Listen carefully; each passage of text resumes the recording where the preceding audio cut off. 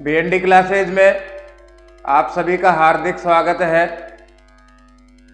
हम संस्कृत सरला बुक से 2009 से लेकर के 2023 तक के प्रश्नों का अध्ययन करेंगे। प्रथम, द्वितीय, तृतीय श्रेणी भर्ती परीक्षा रीट और रीट पात्रता के इसमें प्रश्न है।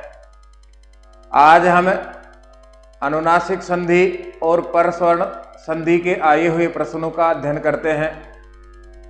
आप भी साथ जुड़ करके अपनी तैयारी को चेक कर सकते हैं, कितनी मेरी तैयारी है, उसका स्तर क्या है, किस प्रकार के प्रश्न आ रहे हैं और मेरी तैयारी में कमी क्या है, उसको मैं समय रहते दुरुस्त कैसे कर सकता हूं।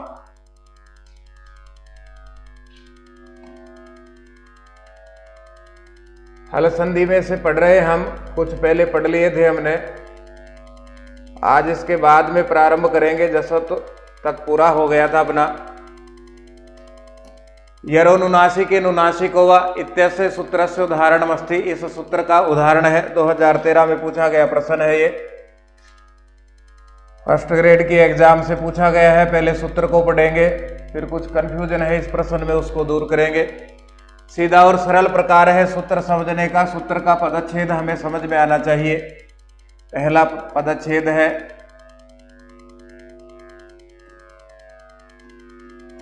यरह, दूसरा है अनुनासिके और तीसरा पदच्छेद है अनुनासिको। इसके बाद है वा। सूत्र के बाद वा जुड़ा हुआ है, इसका अर्थ है विकल्प से सूत्र काम करेगा और इसके दो रूप बनेंगे। यहीं से समझ लेते हैं। ये कहता है यर प्रत्याहार का वर्ण प्लस के चिन्ह से पहले हो, उसके बाद में अनुनासिक वर्ण आए। अनुनासिक हम जानते हैं यमगणना नाम नासिका से 5 अक्षर अनुनासिक हैं जो नाक से पढ़े जाएंगे। ये मैं न और न। यर प्रत्याहार का वर्ण हो, उसके बाद अनुनासिक वर्ण आए, तो ये सूत्र कहता है यर प्रत्याहार के वर्ण को विकल्प से अनुनासिक आदेश होता है। यर प्रत्याहार को अनुनासिक आदेश विकल्प से। ये और सीधा और सरल प्रकार है इस सूत्र का। कोई ज्यादा प्रश्न इसमें से आए भी नहीं है अनुनासिक संधि में से अब तक। फिर से देखिए, यर प्रत्याहार का वर्ण हो, उसके बाद में अनुनासिक वर्ण हो, तो ये सूत्र का नियम कहता है यर प्रत्याहार के वर्ण को अनुनासिक आदेश होना चाहिए। यदि क वर्ग का वर्ण आएगा तो क वर्ग का 5वां आदेश न होगा। च वर्ग का वर्ण आएगा तो च वर्ग का 5वां आदेश ये होगा। ट वर्ग को न होगा, त वर्ग को न होगा और प वर्ग को म होगा। यही इस सूत्र का काम है। और अधिक हम लिखना चाहें, सीखना चाहें, तो पहले यर प्रत्याहार को लिखेंगे। अयवरटे के ये से प्रारंभ होगा। य व र अयवरटे, फिर ल, फिर प्रत्येक वर्ग का 5वां य मैं न।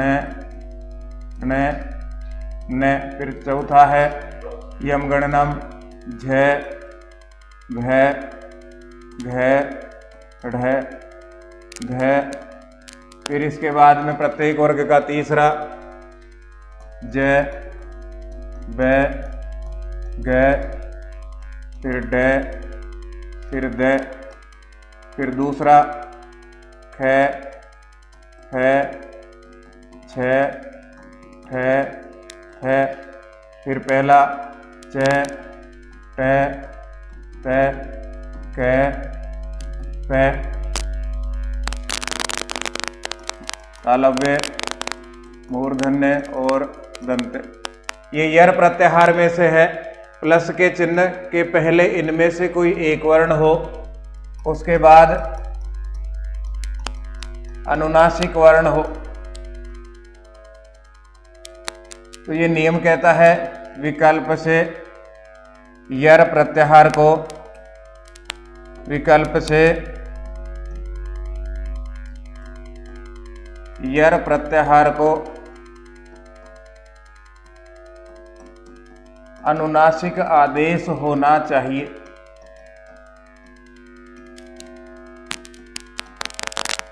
अनुनासिक आदेश हो वो भी विकल्प से। अब ध्यान दीजिए, और भी सरल प्रकार से यदि हम समझेंगे, ये तो अपने आप में अनुनासिक ही पांचवें वर्ण है। प्लस के चिन्ह से पहले झ हो, यर प्रत्याहार में से आ गया, और उसके बाद में हो तो झ बदला जाएगा अपने वर्ग के पांचवें में से। इस प्रकार के अनेक उदाहरण हो सकते हैं। पहले च हो, च के बाद में न हो तो च बदला जाएगा अपने वर्ग के पांचवें ये में। पहले ख हो, ख के बाद में ये हो तो ख बदला जाएगा अपने वर्ग के पांचवें ण में। ऐसी संधि जहां पर अनुनासिक वर्ण आदेश होते हों उसे अनुनासिक संधि कहा जाता है। इसका उदाहरण है एतद धन मुरारी ही। द यर प्रत्याहार में से है क्योंकि तीसरा है, और द के बाद में आ गया मैं, अनुनासिक हो गया। तो यर प्रत्याहार के बाद में अनुनासिक वर्ण आने पर यरो नुनासिके नुनासिको वा, इस सूत्र के द्वारा विकल्प से अनुनासिक आदेश, विकल्प से काम किया है तो दो रूप बनेंगे। अनुनासिक आदेश जब हुआ तो यहां अनुनासिक का अर्थ है द के स्थान पर न होना। एत द के स्थान पर न, द आधा तो न भी आधा रहेगा, और मुरारी जोड़ लेंगे, वर्ण सम्मेलन होगा। वर्ण सम्मेलन जब हुआ तो एतन मुरारी ही, ये अपना प्रथम रूप बना। पहला रूप हुआ एतन मुरारी ही। जब विकल्प से सूत्र काम नहीं करेगा तो स्थिति ऐसे कैसे रह करके जुड़ेगा, एतद मुरारी ही, ऐसे कैसे रहेगा, ये कोई बदलाव नहीं होगा। ये दूसरा रूप होगा अपना, द्वितीय रूप एतन मुरारी और एतद मुरारी ही, दो रूप बन गए। वापस प्रश्न की ओर लौटिए।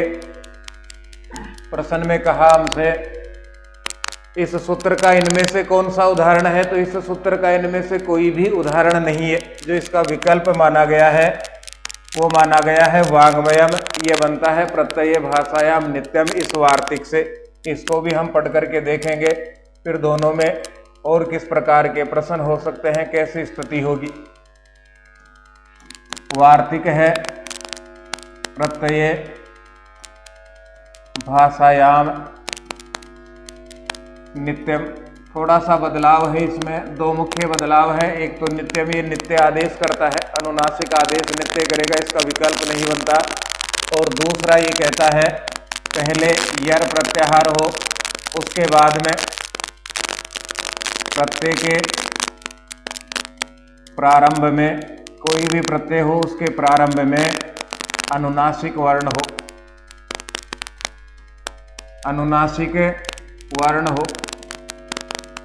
यदि ऐसी स्थिति बनती है, पहले यर प्रत्याहार का वर्ण हो, उसके बाद में किसी भी प्रत्यय के प्रारंभ में अनुनासिक वर्ण हो, तो ये कहता है यर प्रत्याहार को अनुनासिक आदेश नित्य होना चाहिए। इसमें विकल्प नहीं है, अनुनासिक आदेश होता है। दोनों में एक ही सामान्य अर्थ है, वो विकल्प से अंतर है। वहाँ यर अनुनासिक अनुनासिक को वह कहता है यर प्रत्याहार के बाद में अनुनासिक वर्ण हो। ये कहता है यर प्रत्याहार के बाद में अनुनासिक वर्ण तो हो, लेकिन वो प्रत्यय के प्रारंभ में हो। प्रत्यय होना चाहिए और उसके प्रारंभ में अनुनासिक वर्ण होना चाहिए, तो काम करेगा प्रत्यय भाषायाम नित्यम। और यदि स्थिति है यर के बाद में अनुनासिक वर्ण है, तो काम करेगा यरो नुनासिके नुनासिको वा विकल्प से आदेश करेगा। अब यहां अंतर देखिए, वाक धन मयम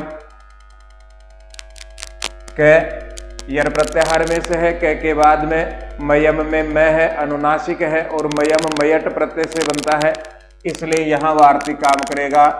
प्रत्यय भाषायाम नित्यम,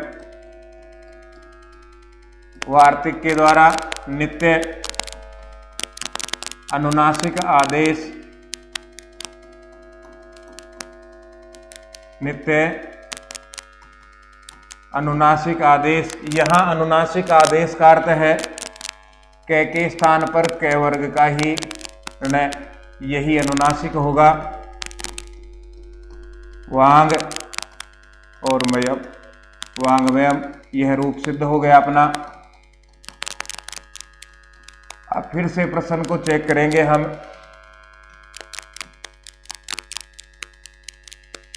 वांगमयम यह उदाहरण है प्रत्यय भाषायाम नित्यम का, जबकि यरो नुनासिके, यरो नु नासिके नु नासिको वा। इस सूत्र के दो उदाहरण बनते हैं। पहले बनता है एतन मुरारी ही और दूसरा बनता है एतद मुरारी ही। ये दोनों में अंतर है और यही कंफ्यूजन इस प्रश्न में था। यहाँ पर यरो नुनासिके नुनासिको वा का उदाहरण है ही नहीं। यहाँ वांग्मयम उदाहरण जिसे सही माना गया है वो है प्रत्यय भाषायाम नित्यम का, जबकि यरो नुनासिके नुनासिको वा इसका उदाहरण बनता है एतन मुरारी ही। ये बुक में भी पूरा स्पष्ट किया गया है। जो बुक पढ़ रहे हैं उनको यहाँ पढ़ने की कोई विशेष आवश्यकता पड़ती नहीं, इतने सरल प्रकार से उसको लिखा गया, बिल्कुल स्पष्ट तरीके से। एरर फ्री कंटेंट है बुक में, फिर भी कोई बात हो तो यहाँ आप और पढ़ करके चेक कर सकते हैं। षण्मुख है इत्यस्य पदस्य संधिर नाम की मस्ती, इस पद में संधि का नाम क्या है? ये 2022 में पिछले ही वर्ष पूछा गया प्रश्न फर्स्ट ग्रेड में। यहाँ भी हम चेक करेंगे, जो सूत्र काम करता है उस सूत्र के नाम से ही संधि है। तो लिख करके देख लेते हैं, लिखा हुआ ठीक रहता है।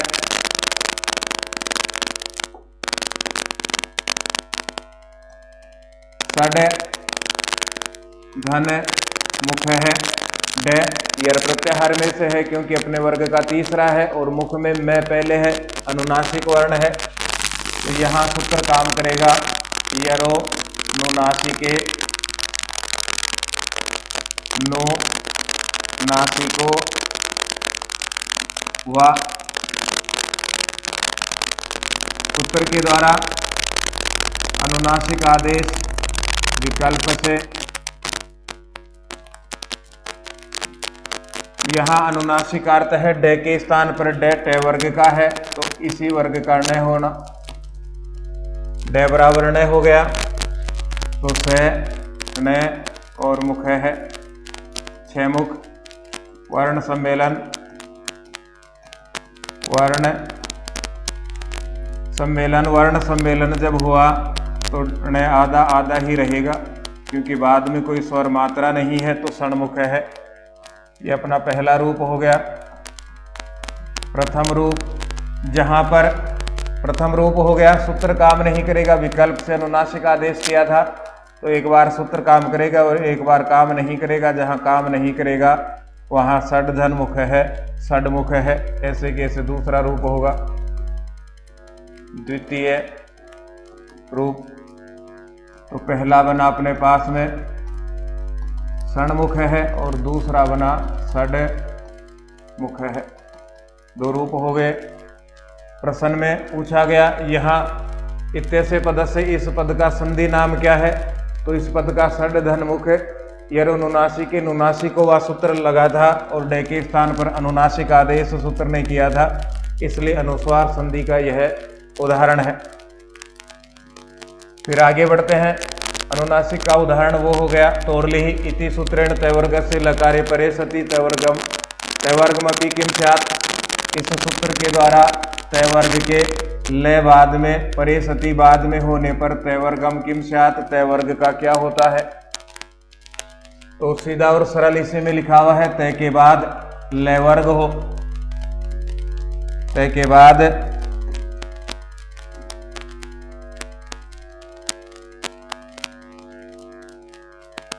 तय वर्ग के बाद में ये कहता है तय वर्ग के बाद में लय हो तो तय वर्ग बराबर लय आदेश होता है। फिर से देखिए तय वर्ग में यदि तय है द या ध इनमें से कोई भी एक अक्षर प्लस के चिन्ह से पहले आता है और उसके बाद लय आता है तो उस अक्षर के उस वर्ण के स्थान पर लय आदेश होगा। लेकिन यदि न आता है और न के बाद में लय है तो लय आदेश अनुनासिक होगा, क्योंकि न अनुनासिक है। न अनुनासिक है, न के बाद में लय आता है तो लय भी अनुनासिक होगा। ये अंतर है दोनों में। तय वर्ग के बाद में लय हो तो तय वर्ग को लय आदेश होता है, इसी को परस्वर्ण कहा जाता है। प्रकारत है बाद,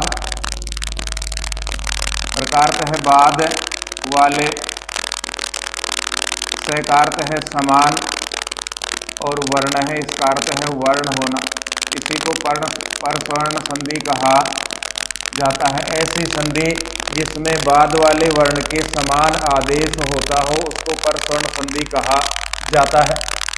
लौट के आइए, प्रश्न में पूछा तय वर्ग के बाद में लय हो तो तय वर्ग का क्या होगा। तय वर्ग के बाद में लय हो तो तय वर्ग का लय होगा और लय हो तो अनुनासिक लय होगा। फिर आगे बढ़ते हैं। विद्वान धन लिखति इत्यस्मिन् संधि वर्तते, यहाँ संधि है तो विद्वान धन लिखति में तय वर्ग में से है, तय वर्ग के बाद में लिखति में लय पहले है तो तोरलिहि इस सूत्र के द्वारा न के स्थान पर अनुनासिक लय आदेश विद्वा अनुनासिक नय आदेश हुआ तो स्थिति बनी अपने पास में विद्वा लय के न के स्थान पर अनुनासिक लय और लिखति जोड़ लेंगे। विद्वा आधा लय लिखति, लय को अनुनासिक लिखेंगे विद्वान लिखति।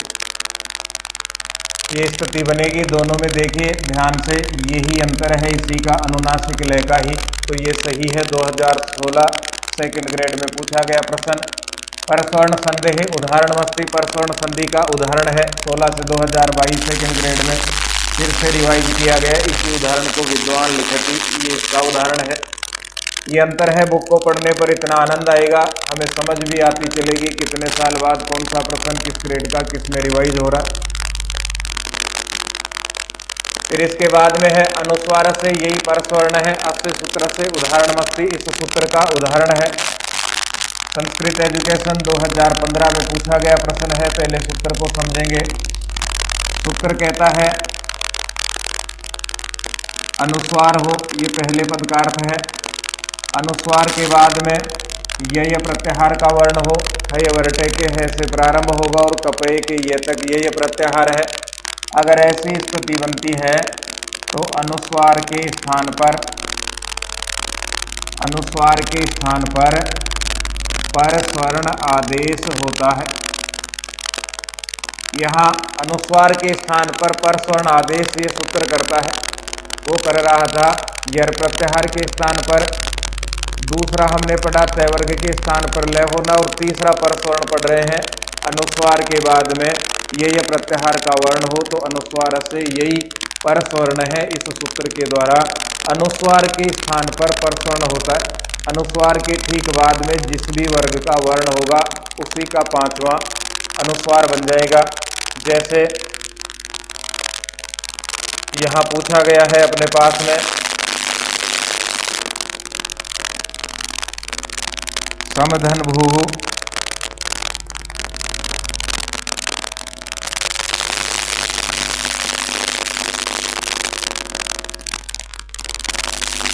सम धन भू। सबसे पहले मोनुस्वार है, मैं के स्थान पर अनुस्वार, मैं बराबर अनुस्वार, मैं के स्थान पर जब अनुस्वार हुआ तो सम, इसके बाद में भू, ये स्थिति हो गई। अनुस्वार के बाद में भय, ये प्रत्याहार में से है, अयवर्ट लण यमगणनम भय भय, तो भय प्रत्याहार में से है, इसलिए यहाँ सूत्र काम करेगा। अनुस्वार से यही पर स्वर्ण है। अनुस्वार के स्थान पर इसने किया अनुस्वार बराबर पर स्वर्ण। अब यहाँ ध्यान दीजिए, अनुस्वार के बाद में भय है, इसलिए अनुस्वार भी पै वर्ग का पांचवा होगा, क्योंकि भय पै वर्ग में से आता है। तो इसने किया अनुस्वार, इसके स्थान पर अनुस्वार को कर दिया मैं। अब लिख करके देख लेंगे और जोड़ देंगे। स में आधा और भू, वर्ण सम्मेलन यहाँ होगा। संभु जहाँ से चले थे वहीं लौट के आ गए। दादो मरो ओ तो जायो रहेगा, 3 का 3 संभु। ये संभु हो गया, ये इसका उदाहरण है। अनुस्वार से यही परस्वर्ण है।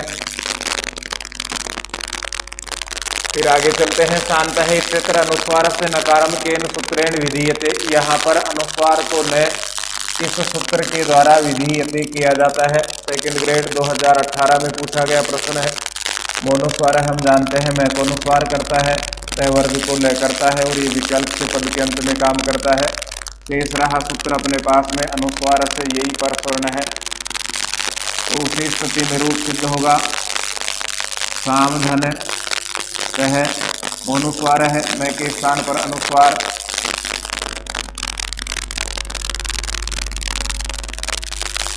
मैं बराबर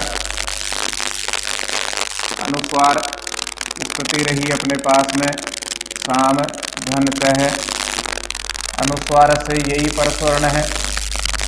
उत्तर ने कहा था अनुस्वार के बाद में यह प्रत्याहार का वर्ण हो तो उसके स्थान पर परस्वर्ण आदेश होता है। अनुस्वार से यही परस्वर्ण है। अनुस्वार से यही परस्वर्ण है। अनुस्वार के बाद में तय है, तो अनुस्वार के स्थान पर तय वर्ग का पांचवा होगा। अनुस्वार बाद वाले में बदलेगा तय में, और तय का भी पांचवा होगा, क्योंकि अनुस्वार पांचवे का ही बना था। मैं अपने वर्ग का पांचवा है, इसलिए पांचवे का अनुस्वार बना। और अब अनुस्वार जब तय वर्ग में बदलेगा तो तय वर्ग का भी पांचवा होगा। यहाँ पर स्वर्ण का अर्थ है अनुस्वार बराबर तय वर्ग में पांचवा, ये है परस्वर्ण का अर्थ है। तो साम आधे में का अनुस्वार था, तो यहाँ स्थिति होगी सा, अनुस्वार के स्थान पर न और तय, वर्ण सम्मेलन। बार बार वर्ण सम्मेलन आ रहा है, अपना भी सम्मेलन होगा एक दिन, ठीक प्रकार से पढ़ते रहो। शांत है।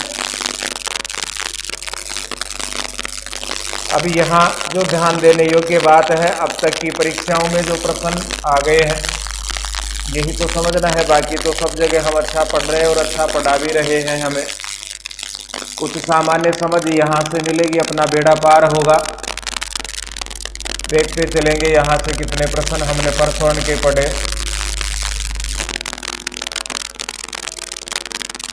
एक तो ये पढ़ा, इस सूत्र का उदाहरण है। तो एक तो यरोनुनासिक के नुनासिक हुआ, इस सूत्र का उदाहरण पढ़ा। प्रत्यय भाषायाम नित्यम, इस वार्तिक का उदाहरण हमने पढ़ा। तो प्रश्न तो ये हो गए। षण्मुख है, अनुनासिक संधि का है। यरोनुनासिक के नुनासिक हुआ, तीन प्रश्न हो गए पर अनुनासिक संधि के। फिर इसके बाद में तोरलिही, ये परस्वर्ण का आ गया पहला, और तोरलिही इस सूत्र का एक प्रश्न। फिर इसके बाद में ये दूसरा प्रश्न तोरलिही, और इसके बाद में ये तीसरा प्रश्न हो गए 3। इससे पहले हमने पढ़ लिए अनुनासिक संधि के 6 प्रश्न। इसके बाद में परस्वर्ण संधि में से अनुस्वार से यही परस्वर्ण है, इसका एक उदाहरण पढ़ा हमने संभू, और फिर दूसरा उदाहरण पढ़ा हमने शांत है। 3 और 3 6 और 2 8 प्रश्न, जिसमें संधियां 2 हो गई, अनुनासिक और परस्वर्ण सूत्र हो गए अपने पास में। पहला यरोनुनासिक अनुनासिक हुआ, इसके बाद में प्रत्यय भाषायाम नित्यम वार्तिक, इसके बाद में तोरलिही, और इसके बाद में अनुस्वार से यही परस्वर्ण है। 4 सूत्र, 3 सूत्र, 1 वार्तिक और 8 उदाहरण अब तक इनमें आ चुके हैं। संसाधन जितने भी अपने पास में है अधिकतम उपयोग उनका कीजिए, शांत चित्त रह करके तैयारी को आगे बढ़ाइए, समय बदलेगा। महाकवि भास ने कहा है, चक्रार पंक्ति रिव गच्छति भाग्य पंक्ति, चक्र के आरे के समान भाग्य की पंक्ति जाती है। अर्थात चक्र के आरे में जो हिस्सा नीचे है एक समय आने के बाद में वो ऊपर होगा, जो हिस्सा ऊपर है वो नीचे भी जाएगा। ऐसे ही मानव का भाग्य है। सूर्योदय, मध्याह्न और सूर्यास्त 3 स्थितियाँ मानव के जीवन में देखने को मिलती हैं। तीनों में से धैर्य बनाए रखिए। सूर्योदय है तो अपना मध्याह्न भी होगा एक दिन। सूर्य की किरणें पूर्व दिशा से हमें दिखाई दे रही है, तैयारी को बढ़ाइए। हम फिर मिलेंगे। जय हिंद, जय भारत।